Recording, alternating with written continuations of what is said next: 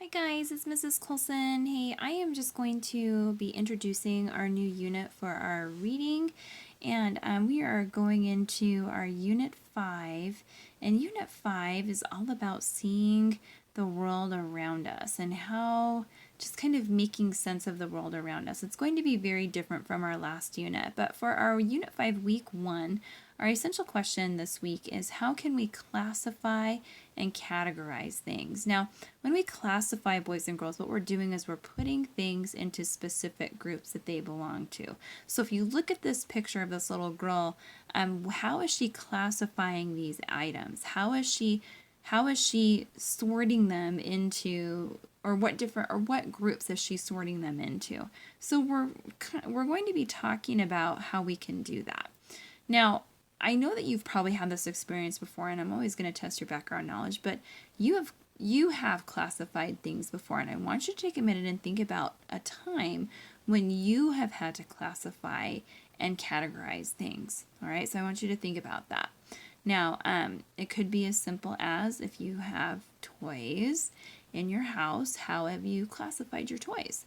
Do you do it by size? Do you do it by this type of toys that they are, like Legos or cards or dolls? Think about how you yourself have classified things. So, with that, we are also going to be reading a story today, and you're going to be listening to the story actually, because I am not going to read it to you. You're actually going to listen to it today.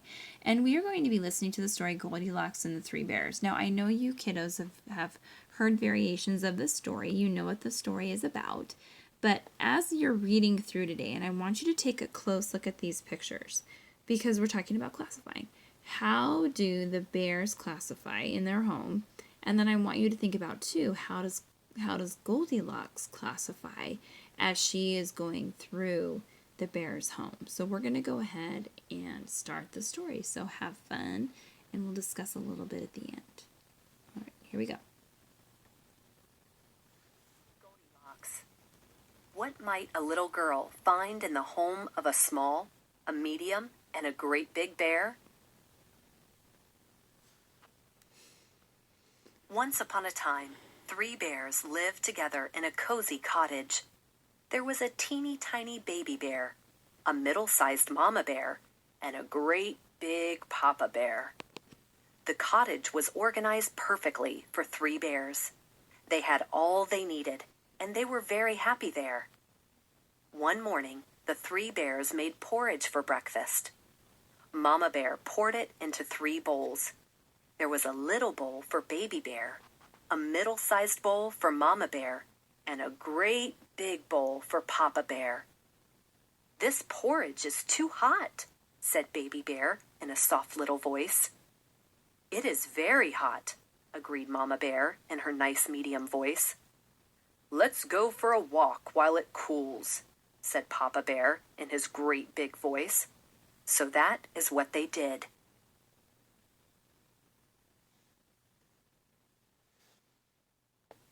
While the bears were out walking, a girl named Goldilocks came upon the cottage.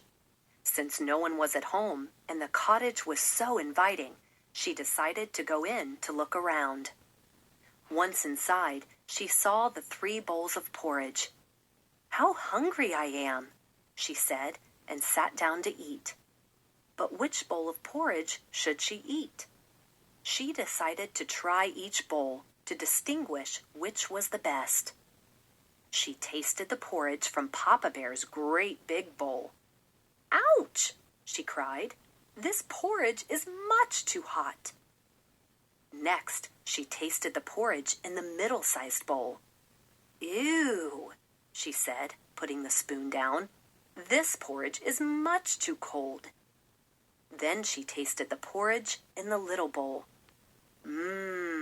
Goldilocks said. "This porridge is just right.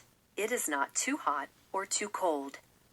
And Goldilocks ate the entire bowl. After she ate, Goldilocks went into the living room. She noticed there were 3 chairs. Just like the bowls, the chairs were classified by size. There was a great big chair, a middle-sized chair, and a little chair. First, Goldilocks sat in the great big chair, but it was much too hard. Next, Goldilocks sat in the middle-sized chair, which was much too soft. Finally, she sat in the little chair, which was just the right size. However, as Goldilocks got comfortable, the chair broke. By now, Goldilocks was feeling weary, so she found the bear's bedroom. First, Goldilocks lay down on Papa Bear's great big bed, but it was too hard. Then Goldilocks tried Mama Bear's middle-sized bed, but it was too soft.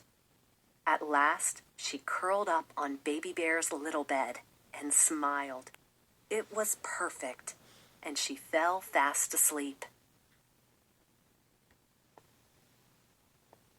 Meanwhile, the bears had returned home and were quite hungry, so they went to eat their bowls of porridge. When Papa Bear saw his great big bowl, he growled in a loud voice, "Somebody has been eating my porridge!" When Mama Bear saw her middle-sized bowl, she said in a regular voice, "Somebody has been eating my porridge too." And when Baby Bear saw his little bowl, he said in a quiet voice, "Somebody has been eating my porridge, and it's all gone." And he began to cry. Next, the bears went into the living room, where Papa Bear and Mama Bear saw that someone had been sitting in their chairs. Poor Baby Bear cried very hard when he saw his broken chair. The bears went to the bedroom, where Papa Bear and Mama Bear noticed that someone had been resting in their beds. Baby Bear said, "Someone has been sleeping in my bed. There she is." Goldilocks woke up and was startled to find 3 bears staring at her.